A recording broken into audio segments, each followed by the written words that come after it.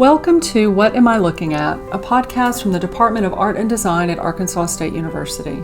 My name is Dr. Tima Balducci, and I'm a professor specializing in modern and contemporary art. Throughout this series, each presenter will be giving insight into works of art that are in some way unusual, sometimes strange, sometimes hard to understand. I hope you enjoy today's exploration of the visual on your radio. We're getting a bit more contemporary today with something from the 1990s by one of my favorite artists, Felix Gonzalez-Torres. The title of the work is Portrait of Ross in LA. So naturally you're thinking it must be a fairly realistic painting or sculpted bust of someone named Ross. You would be wrong. It's the opposite of that, or I probably wouldn't be talking about it in this series. It's actually a pile of candy, with each piece wrapped individually in shiny, brightly colored foil paper. In a museum, this festive-looking pile is usually mounted in a corner so that it looks like a pyramid. The most important thing about the work is its weight, and that's where Ross comes in. The weight of the pile matches Ross's healthy weight before he was diagnosed with and later died from AIDS.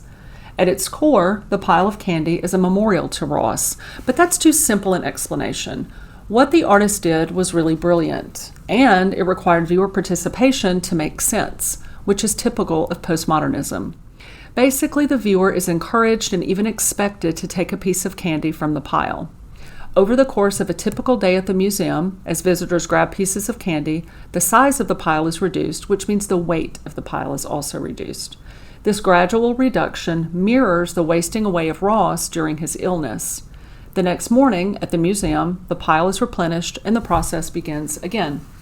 I was lucky enough several years ago to be with students in a museum that had Gonzalez-Torres' portrait of Ross. I had a difficult time convincing students that they were allowed to take a piece of candy from the pile without setting off the motion sensors. But even so, they still approached the work cautiously and never lost their hesitancy about it. It definitely feels weird to touch officially sanctioned art. Okay, so you've taken a piece of candy from the pile of Ross. Now what? Do you eat it? Should you eat it?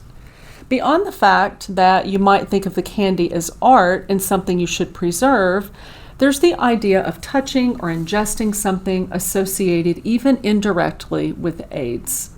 Not only was AIDS a death sentence in the 80s and 90s, but there weren't a lot of facts about it. How was it spread? Who was susceptible?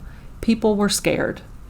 And then here is Gonzalez-Torres giving viewers the chance to eat something linked, however remotely, to AIDS. Most people would not think twice about it today, but in 1991, when he made the work, that was not the case. There are definitely worse ways to be remembered than as a shiny and visually appealing pile of candy. So I think the artist was honoring his partner's life with a beautiful tribute that also challenges the way we think about portraiture. What Am I Looking At is provided by KASU in collaboration with the Department of Art and Design at Arkansas State. Stay tuned next week for another look at art over your airwaves.